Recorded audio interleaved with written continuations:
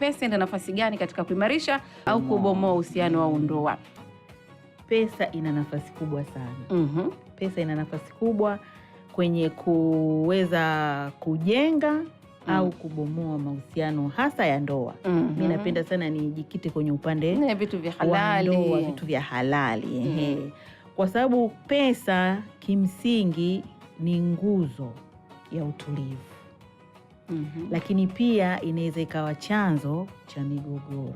Inategemea na nyinyi wanandoa mahusiano yenu ndani yapoje juu ya masuala ya kiuchumi, kwa sababu ukizungumzia pesa tunazungumzia uchumi wa ndoa. Kwa inategemea nyinyi wanandoa kwenye hiyo ndoa yenu masuala ya kiuchumi mmeyapa kipaumbele gani? Mmeyapa kipaumbele cha kujenga? Mmeyapa kipaumbele cha ubinafsi?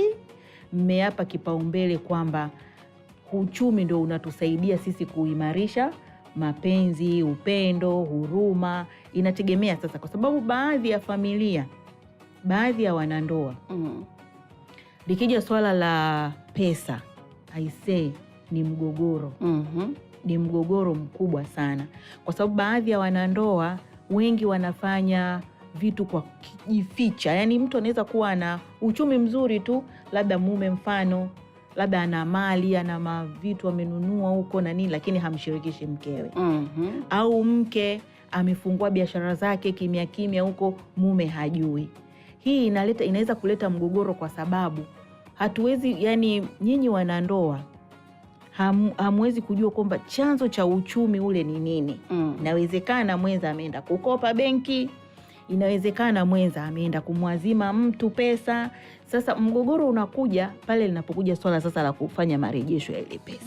Lakini sasa Aunty Mwajuju, inawezekana na kuficha kwa nia njema tu kwamba nimepata hii hela yangu, nimechukua hata kama ni benki na milioni kadhaa, labda 40, 50, nikimwambia mke wangu hapa zitaanza zile, leo mama kameza shoka, bibi jana alikula wembe, kesho kutwa si. Kwa hiyo unajikuta ile pesa labda yote, kwa hiyo mume anafanya vitu vyake yani kimya kimya, kwa sababu anajua mke wangu ana huruma, nikimwambia mambo yataharibika. Hapana, kufanya kimya kimya sawa, haikatazwi, lakini kuna leo kuna kesho. Kuna leo kuna kesho, Johari. Siku vupa, maana hujui nani atatangulia mbele yake. Siku vupa umeanza wewe kutangulia mbele yake. Mwenyezi Mungu atupe umri mrefu. Amina. Hizo mali na hivyo vitu ambavyo umeviweka huko kwa ajili ya kusema labda mke wangu ataanza kufuja au mume wangu akijua atanikataza, si umevipoteza? Manake lazima uvipoteze, na ukivipoteza manake hapo tayari umebomoa.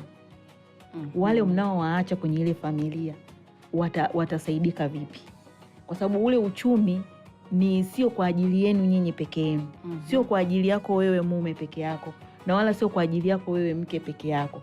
Ule uchumi au zile pesa ambazo zinapatikana katika ile familia ni kwa ajili ya familia nzima, watoto, wazazi.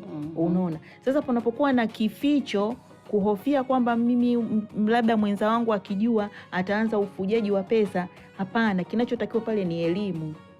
Yani kuelimishana.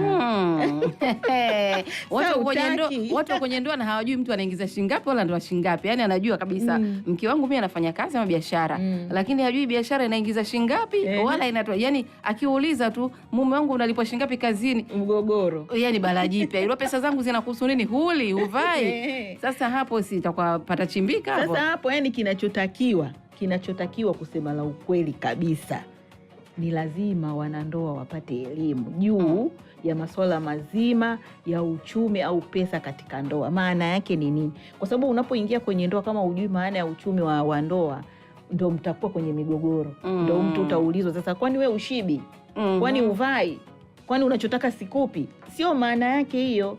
Maana yake ni kwamba kila mmoja awe uhuru katika muendelezo wa maendeleo ya kifamilia, na maendeleo ya kifamilia hayawezi kupatikana bila kuwa na uchumi wa kipesa.